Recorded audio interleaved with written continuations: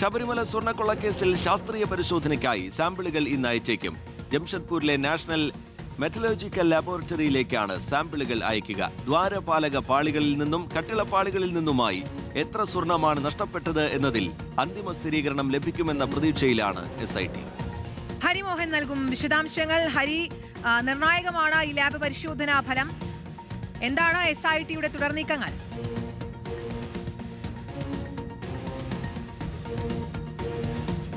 Good morning. തീർച്ചയായിട്ടും അത് വളരെ നിർണായകം തന്നെയാണെന്നുള്ള കാര്യത്തിൽ സംശയമില്ല. കാരണം ഈ ശബരിമല സ്വർണ്ണക്കൊള്ള കേസിൽ കുറ്റപത്രം സമർപ്പിക്കുന്നതിന് ശാസ്ത്രീയ പരിശോധന വളരെ അനിവാര്യമാണ്. ഇത്ര ദിവസമായി ഈ സാമ്പിളുകൾ സന്നിധാനത്ത് നിന്ന് ശേഖരിച്ചിട്ടും അത് ഇതേവരെ അയക്കാൻ കഴിഞ്ഞിട്ടില്ല എന്നുള്ളതാണ്. അതായത് നേരത്തെ VSSയിൽ 2 തവണ പരിശോധന നടത്തിയിട്ടും ആ പരിശോധനാ ഫലങ്ങളൊന്നും കൊണ്ട് തൃപ്തിയാകാത്തത് കൊണ്ടാണ് ഒരു മൂന്നാമതൊരു ലാബ്, അതും കേരളത്തിന് പുറത്തുള്ള അത്യാധുനിക സംവിധാനങ്ങളുള്ള ലബോറട്ടറിയിലേക്ക് സാമ്പിളുകൾ വീണ്ടും ശേഖരിച്ചുകൊണ്ട് അയക്കാൻ വേണ്ടി SIT തീരുമാനിച്ചത്. അതിന്റെ ഭാഗമായി ഹൈക്കോടതിയുടെ പ്രത്യേക അനുമതി വാങ്ങിയാണ് ഈ മാസം 13-ാം തീയതി സന്നിധാനത്ത് എത്തിക്കൊണ്ട് സാമ്പിളുകൾ ശേഖരിച്ചത്. 12, 13 തീയതികളായി സാമ്പിളുകൾ ശേഖരിച്ചത്. പക്ഷേ ഇത് നേരെ സാമ്പിളുകൾ ഈ ദേശീയ മെറ്റലർജിക്കൽ ലബോറട്ടറിയിലേക്ക് അയക്കുന്നതിന് പകരം ഇത്തവണ SIT ചെയ്തത് VSSയിലെ ശാസ്ത്രജ്ഞരുമായി കൂടി ആലോചിച്ചു. എന്തൊക്കെ കാര്യങ്ങളിലാണ് വ്യക്തത വേണ്ടത് എന്നതടക്കമുള്ള കാര്യങ്ങൾ സംസാരിച്ചുകൊണ്ട് ഒരു ചോദ്യാവലി തയ്യാറാക്കി.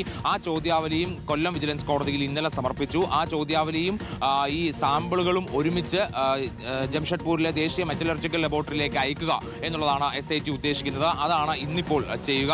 അങ്ങനെ ആ ചോദ്യാവലിയിൽ പറഞ്ഞിരിക്കുന്ന പാളികൾ നഷ്ടപ്പെട്ടോ എന്നതടക്കമുള്ള കാര്യങ്ങൾ, സ്വർണത്തിന്റെ അളവടക്കമുള്ള കാര്യങ്ങൾ, സ്പെക്ട്രോസ്കോപ്പി അടക്കമുള്ള പരിശോധനയിൽ കണ്ടെത്തേണ്ടുന്ന കാര്യങ്ങൾ തുടങ്ങിയവയെല്ലാം തന്നെ ഈ മെറ്റലർജിക്കൽ ലബോറട്ടറിയിൽ നിന്ന് ലഭിക്കുന്ന ഫലത്തിൽ ഉണ്ടാകുമെന്നുള്ളതാണ് SIT കരുതുന്നത്.